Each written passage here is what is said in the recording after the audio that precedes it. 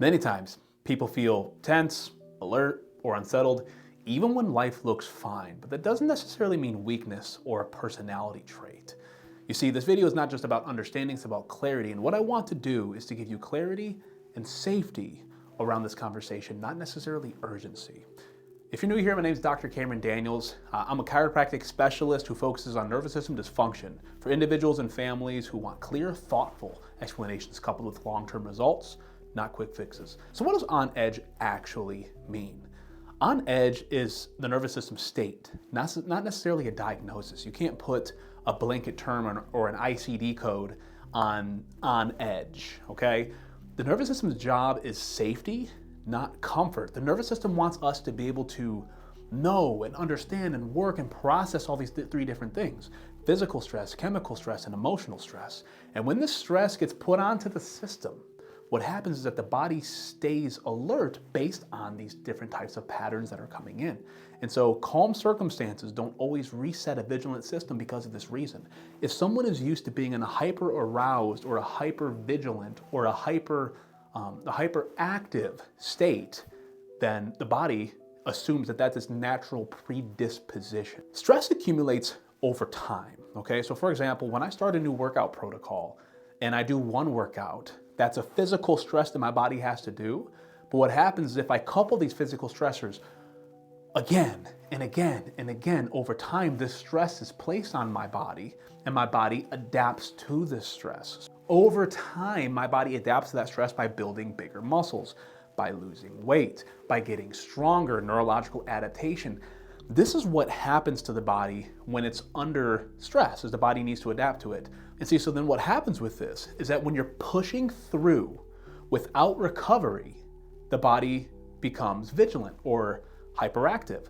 And this is where we can see in that workout analogy, we can see that people end up becoming overtrained and you can start having symptoms of overtraining. But people don't often think of this when it comes to their nervous system. And so the nervous system waits, sits back, and tries to see, am I in a safe environment? So for someone that was raised in an environment where they're screamed at or yelled at all the time, what happens is that this is what the nervous system thinks its natural predisposition is. So now let's go ahead and break down the nervous system, get into a little nervous system 101. Fight, flight, or freeze. These are the basic functions of our sympathetic nervous system.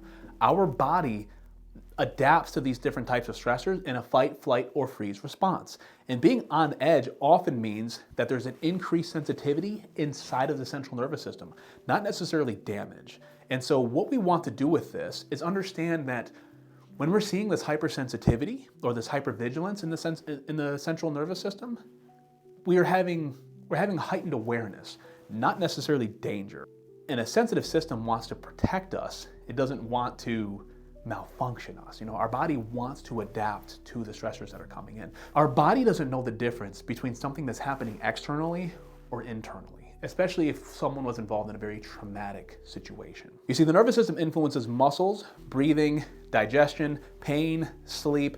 Every single cell, tissue, and organ in your entire body is governed by your central nervous system. And what happens is stress changes how these different types of signals are processed. And this is why symptoms are real signals, right? They're not necessarily imagined problems, or I have some patients that have been told, unfortunately, they have been told that it's all in their head, and this is just not the case, okay? It may seem like it's in your head because no one can see it on the outside and no one has figured you out, but the reality is that there's something physically manifesting itself inside of your body, and that thing is your central nervous system. It's just on edge. So the body ends up speaking when symptoms have not been restored. You see, fear amplifies symptoms. If we were sitting here in the clinic and you were sitting across from me and we were talking and we saw a bear walking down this hallway, what would happen? Our breathing rate would increase, our muscles would tense, and the reason why is because our body's telling us to respond to this particular situation.